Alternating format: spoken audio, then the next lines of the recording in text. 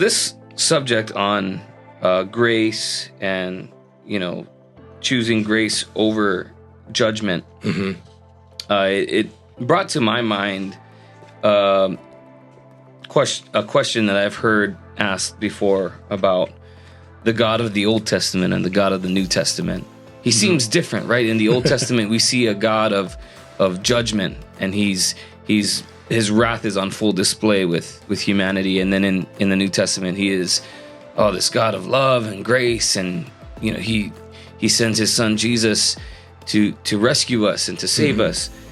But really, he's the same God, yesterday, today, and forever. Exactly. It's not that he was different in the Old Testament from the way that he conducted and dealt with people as we find in the New, right? Because I looked it up. We see it in Exodus, Numbers, Deuteronomy, passages where he declares to his people to be a compassionate and gracious God, slow to anger, abounding in love and faithfulness. And if we actually spend time reading through the Old Testament, we see time and time again how patient of a God he's very patient. Is with his people. God's a God of grace. He's got a love. He's got a patience and mercy toward us. But when we violate, and over again, God's going to say, okay, that's it. You're going to get disciplined by God. Yeah. If God didn't discipline us, then he's not a loving father. Right. And if he never disciplined the Israelites in the Old Testament, then he's not a loving father.